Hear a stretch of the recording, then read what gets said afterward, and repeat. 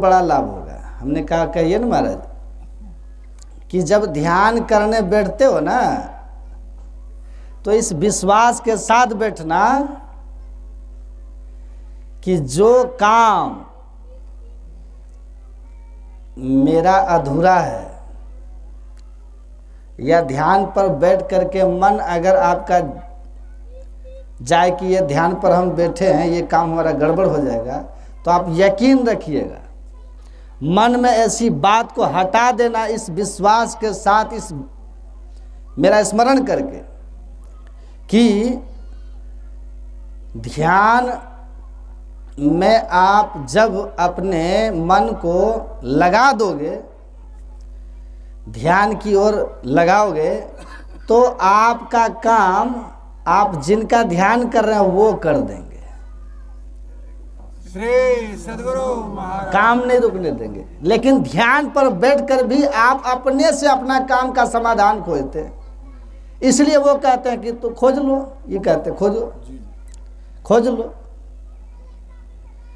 तुम इन पर छोड़ दो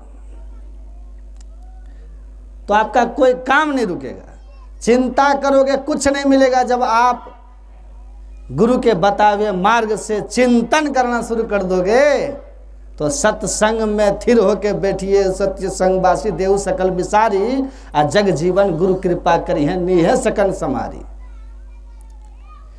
संजीवन साहब, जगजीवन साहब कहते हैं गुरु सब संभाल लेंगे, तुम सब छोड़ देना, बस ध्यान करने बैठे हो। तो गुरु महाराज क्या बोले कि एकदम बैठ जाना सावधान होकर के, एकदम आंखें बंद कर लेना और दो नैना अपने दृष्टि को अंधकार में स्थिर करके और गुरु मंत्र का जप करना शुरू करना। मन भागे तो पकड़ पकड़ के लाना, संसार की कोई चिंता को आने मत देना, केवल हमारी बताई हुई मंत्र का चिंतन करना, जप करना।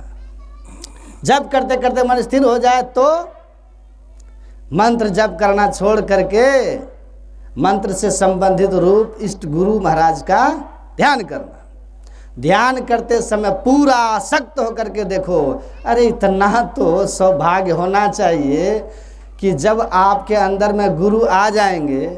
गुरु महाराज कहते हैं गुरु गुरु कल्प बिटप, गुरु गुरु में ही जप, गुरु जाप जपन साचो तब सकल काज सारणम। तो फिर डर किस बात का है? सकल काज सारणम, तो कोई काम अटकेगा क्या? क्या बैठ करके काम कहाँ फंस गया वहां पर अटक गए जा करके? आप जप कीजिए, काम हो कर ही रहेगा। मेरा सुमिरन हरि करे मैं पाया विश्राम। कबीर साहब कहते हैं हम विश्राम में हैं। ऐसे विश्वास के साथ कीजिए, गुरु की मूर्ति हृदय बसाए, जो इच्छे सोई फल पावे। हम जहाँ पर फंसे हुए हैं, गुरु महाराज की मूर्ति अपने अंदर में प्रकट हो जाए, कोई शुभकामना धर्म मैं इच्छा, धर्म सम्मत इच्छा कामना आपकी अधूरी नहीं रहेगी। इससे बढ़िया और कोई उपाय है?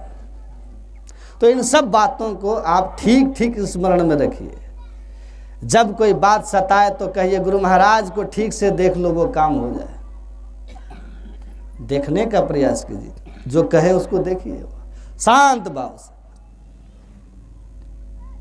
और जब हो जाए रूप देखने लगे तो रूप को भी प्रणाम करके छोड़ दो, यही ना कहा गया है। और उसके बाद ये तो सबसे आसान काम है, लेकिन सबसे कठिन है।